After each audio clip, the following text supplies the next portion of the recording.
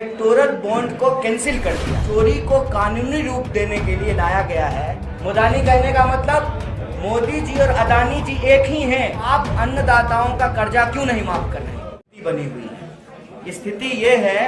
अभी कल ही आप लोगों ने सुना होगा कि माननीय सुप्रीम कोर्ट ने इलेक्टोरल बॉन्ड को कैंसिल कर दिया।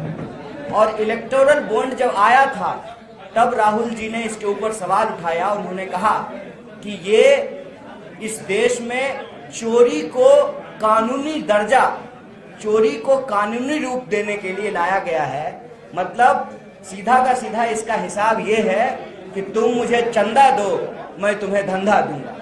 मतलब चुनाव लड़ने के लिए बड़े बड़े धन्ना सेठों से चंदा लेना है और जब चुनाव जीत जाएंगे तब देश का धंधा पानी जो है उनको हैंडओवर कर देना है। और ये जो मॉडल है, यही मॉडल है मोदानी का मॉडल। मोदानी कहने का मतलब मोदी जी और अदानी जी एक ही हैं, वो अलग अलग नहीं हैं। गंगाधरी शक्तिमान है, दोनों एक ही हैं। उनका काम है आर्थिक फ्रंट पे अदानी जी का लूटना और इनका काम है राजनीतिक फ्रंट पे देश को गुमराह करना, देश को भटकाना। और जब कांग्रेस पार्टी ने इसके ऊपर सवाल उठाया कि अगर आप चंदादाताओं का कर्जा माफ कर सकते हैं तो आप अन्नदाताओं का कर्जा क्यों नहीं माफ कर रहे? कांग्रेस पार्टी जब सरकार में थी, पूर्व मंत्री यहाँ मौजूद हैं, 71,000 करोड़ 72,000 करोड़ कांग्रेस पार्टी ने किसानों का कर्जा माफ किया।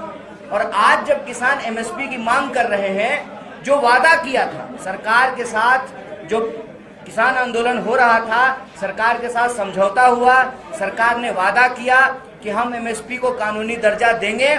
और मोदी जी ने तो यहाँ तक कहा कि पूरे देश में जैसे एक राष्ट्र एक टैक्स, एक राष्ट्र एक इलेक्शन की बात करते हैं, वन नेशन वन एमएसपी की बात की थी उन्होंने। हकीकत क्या है कि इस एरिया को धान का कटोरा कहा जाता है। धान का एमएसपी यहाँ लोगों को नहीं मिलता है और बाहर के साहूकार आते हैं, यहाँ से धान खरीद करके छत्तीसगढ़ में जाकर के बेचते हैं, यहाँ से गेहूं खरीद करके मध्य प्रदेश में जाकर के बेचते हैं, क्योंकि वहाँ एमएसपी ज्यादा मिलता है। यहाँ एमएसपी पे किसानों की खरीद नहीं होती है।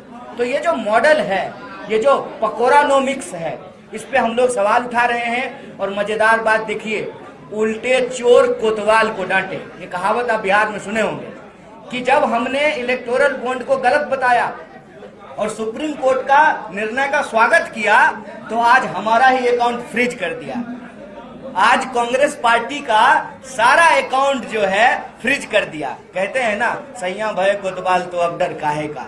तो ये सरकार मनमानी कर रही है। ईडी का, सीबीआई का, तमाम संस्थाओं का दुरुपयोग करके इस देश में विपक्ष का गला घोटना चाहती है।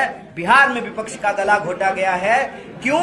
क्योंकि इस देश के आम लोगों के न्याय के लिए, इस देश के युवाओं के लिए, किसानों के लिए, महिलाओं के लिए, शोषितों, वंचितों, गरीबों के लिए लोकतंत्र में उनकी आवाज समाप्त कर दिया जाए, उनके अधिकार समाप्त कर दिया जाए। इसीलिए यह भारत जोड़ो न्याय यात्रा न्याय की यात्रा है। न्याय की पुनर्स्थापना करके इस देश को हम जोड़ करके रखेंगे।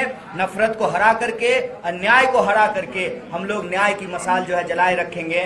तो मैं देश के और बिहार के सभी युवाओं से अपील करता हूं कि आप भारत जोड़ो न्याय यात्रा से जुड़िए।